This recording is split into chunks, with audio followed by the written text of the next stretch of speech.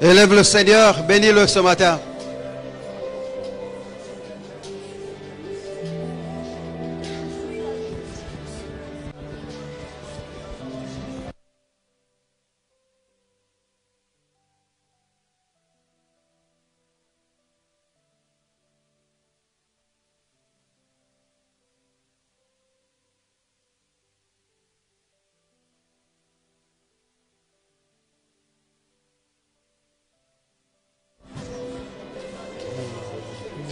Merci Seigneur. Merci Jésus. Merci Père de gloire.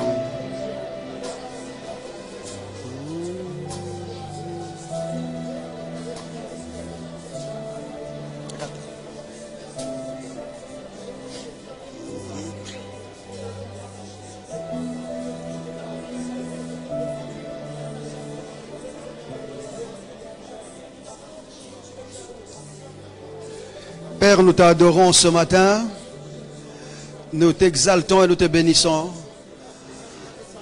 Ce matin, nous célébrons ton amour au milieu de nous, l'amour qui nous poursuit, l'amour qui nous aime, et l'amour qui nous a amenés auprès de toi.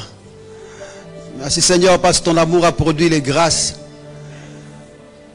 qui nous ont sauvés. C'est comme ça que nous te bénissons, Seigneur. Merci pour mon frère et ma soeur qui est déjà en ces lieux. Et merci pour ceux qui sont en route, Seigneur. Ensemble, nous voudrons être en ces lieux pour être affermis, édifiés et amenés à la maturité que tu désires au nom de Jésus.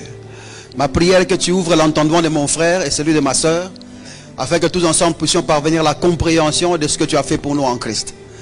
Merci pour cette vie, Seigneur, auquel nous ne nous repentirons jamais d'avoir reçu. Merci pour ta vie dans nos vies, Seigneur. Merci Jésus d'avoir banni l'existence et de nous avoir fait le don de ta vie.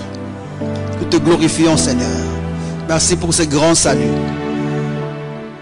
Merci pour tout ce que tu fais dans nos vies. Que soit la gloire et l'honneur, Seigneur. Que quelqu'un m'aide à faire cette déclaration avant d'entrer dans la parole de Dieu ce matin. Père, je te suis reconnaissant de ce que tu m'as jugé digne de me confier ta parole. Je suis né par ta parole. Je vis par ta parole. Au-dessus des circonstances et de toute autre situation. Je sais, Seigneur, que je gagne toujours. Je réussis toujours. Et je prospère toujours. Selon ce que dit ta parole. Dans le nom puissant de Jésus. Ce qu'on peut acclamer, c'est roi de rois. Pendant que vous prenez place, merci beaucoup d'être venus. Merci au groupe de louanges. Merci au temps que vous mettez, parce que c'est bien que les gens vous voient venir chanter, mais c'est beaucoup des heures de répétition aussi. Merci beaucoup. Mais soyez rassurés que vous occupez une place, que personne ne vienne passer devant vous, parce que ça va nous créer un peu de distraction. Donc s'il y a une place vide devant vous, essayez de la compléter pour que le protocole ne mette pas quelqu'un juste devant vous pendant que nous prêchons. Aujourd'hui, nous allons avoir un moment de lecture biblique et je vous en conjure d'être avec moi un peu plus rapidement. Comme ça, là, on essaye de finir 2 ou 3 sujets selon que l'Esprit nous a conduits aujourd'hui. Ça va jusque-là? Bonjour à tous. Je peux recevoir un bon amen, comme ça on commence? Amen. Très bien. Nous sommes en train de parler de phronesis et la prière. Et nous avons fait un très grand pas dans la progression de ce que nous sommes en train de faire. Parce que nous avons compris que il ne sera pas possible pour un homme d'exposer des prières ou de prier correctement s'il ne comprend pas certaines choses en Christ. Et nous commençons à arriver petit à petit à des conclusions telles que il n'y a pas de prière que Dieu ne peut pas exaucer. Les prières non exaucées ne sont pas bibliques. Toutes les prières doivent trouver exaucement. Mais s'il t'est arrivé de prier, de ne pas obtenir l'exaucement, c'est parce que tout simplement, cette prière a été faite en dehors de phronesis. Tu n'es pas parvenu à la compréhension de comment les choses marchent. Et je prie que tu y parviennes. Comme ça, tout ce qui viendra de ta bouche aura du succès au nom de Jésus-Christ.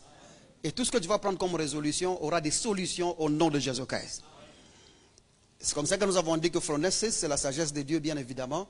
Mais en prière, nous l'avons défini comme étant la compréhension active qui pose des actes et qui nous cause à le faire, tout en suggérant des lignes d'action en Christ. Nous avons souligné que les suggestions doivent être de Christ ou en Christ. Pas de ma famille, pas de mes oncles, pas de mes expériences, mais ça doit être en Christ ou de Christ. Et parce qu'elle est de Christ, cette compréhension, ce qu'elle va faire premièrement, c'est nous octroyer les suggestions détaillées de cette vie en Jésus-Christ. C'est une nouveauté de vie, vous ne l'avez jamais vécu auparavant. Vous avez besoin de petits détails.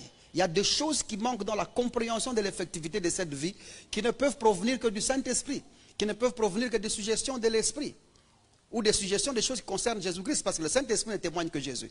Et ces détails-là sont ces détails qui te permettent de t'asseoir dans cette vie et de vivre correctement. La deuxième des choses que cette compréhension fait, c'est qu'elle nous octroie des affirmations qui boostent nos déclarations. Nous ne disons pas n'importe quoi. C'est de ces suggestions-là que viennent les affirmations qui boostent nos déclarations. Nous disons des choses qui tirent des sources, des suggestions qui sont en Jésus-Christ. Et nous ne disons rien pour rien. Et bien que la vie chrétienne, ce n'est pas une vie des hommes calmes, mais les chrétiens ne parlotent pas. Les chrétiens disent des choses. Parce qu'il y a une différence entre parler et dire. C'est ça, non? Quand vous dites quelque chose, vous annoncez quelque chose. Mais vous pouvez parler comme tout le monde parle sans effet.